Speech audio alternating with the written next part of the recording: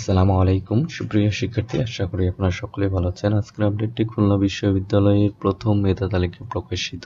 তো এই প্রথম মেধা তালিকার ভর্তি কার্যক্রম কবে থেকে শুরু হবে এবং কিভাবে দেখব যে আমি সাবজেক্ট পেয়েছি, এসব বিষয় নিয়ে আজকে আমরা বিস্তারিত জানবো।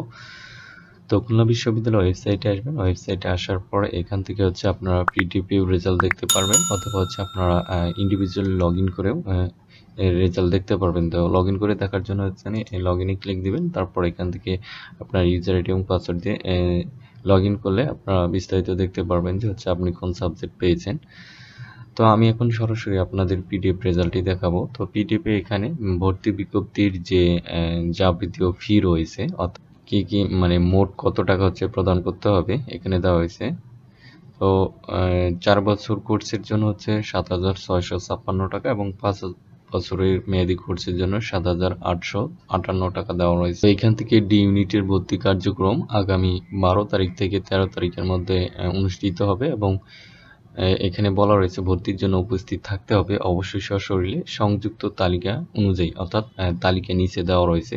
এই তালিকার মধ্যে যাদের রোল রয়েছে তারা সবাই সশরীরে উপস্থিত হয়ে ভর্তি কার্যক্রম সম্পূর্ণ করবেন। কেউ যদি এর মধ্য থেকে ভর্তি কার্যক্রম সম্পূর্ণ না করে তাহলে তার ভর্তিটি বাতিল বলে গণ্য এবং তার শূন্য আসন ফাঁকা সাপেক্ষে পরবর্তীতে মেধা তালিকা প্রকাশ করা হবে। তারপর সি ইউনিটে 14 তারিখ থেকে 15 তারিখ, এ ইউনিটে 20 তারিখ থেকে 21 তারিখ এবং বি ইউনিটে 25 থেকে 26 তারিখে ভর্তি কার্যক্রম অনুষ্ঠিত হবে। এখানে বলে দেওয়া রয়েছে উল্লেখিত তারিখে অনুপস্থিত থাকলে পরবর্তীতে ভর্তির সুযোগ থাকবে না এবং ভর্তির সময় নিম্নলিখিত কাগজগুলো অবশ্যই আনতে হবে: এসএসসি মূল মার্কশিট ও সার্টিফিকেট, এইচএসসির মূল মার্কশিট ও সার্টিফিকেট। যদি এইচএসসির সার্টিফিকেট না থাকে তাহলে সর্বশেষ শিক্ষা প্রতিষ্ঠান কর্তৃক হচ্ছে প্রশংসাপত্র আনতে হবে। ভর্তি পরীক্ষার প্রবেশপত্র, উপরোক্ত কাগজপত্র অন্য কোনো শিক্ষা প্রতিষ্ঠানে জমা থাকলে কাগজপত্রে দেওয়ার প্রমাণপত্র সঙ্গে আনতে হবে। অর্থাৎ অনেকেই জাতীয় বিশ্ববিদ্যালয়ে ভর্তি থাকে, যারা সেকেন্ড টাইম রয়েছে তাদের ক্ষেত্রে হচ্ছে জমা যে দেওয়া আছে সেটার প্রমাণপত্র সঙ্গে নিয়ে আসতে হবে। তো এইগুলো হচ্ছে কাগজ অবশ্যই হচ্ছে আপনাকে নিয়ে আসতে হবে। এখন দেখাবো এখানে এ ইউনিটে যাদের রোল রয়েছে এখানে তারাই শুধুমাত্র এখানে উপস্থিত থাকবে। যাদের রোল নেই তারা ওয়েটিং এ রয়েছে, তারা খোঁজ খবর রাখবেন কবে কখন ওয়েটিং লিস্ট প্রকাশ করবে সেগুলো জানার চেষ্টা করবেন। তো আমি আমার চ্যানেলে সব বিশ্ববিদ্যালয়ে এই ওয়েটিং লিস্ট গুলো হচ্ছে আপডেটগুলো দেওয়ার চেষ্টা করব। আমার চ্যানেলটি সাবস্ক্রাইব করে পাশে থাকবেন।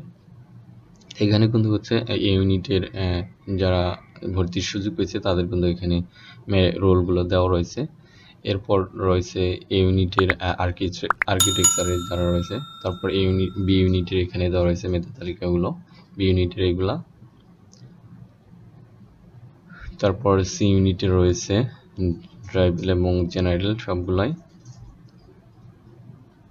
এবং সর্বশেষ সি ইউনিটের ফাইন আর্টসের দেওয়া রয়েছে। তারপর ডি ইউনিটের মেধা তালিকাগুলো এখানে দেওয়া রয়েছে।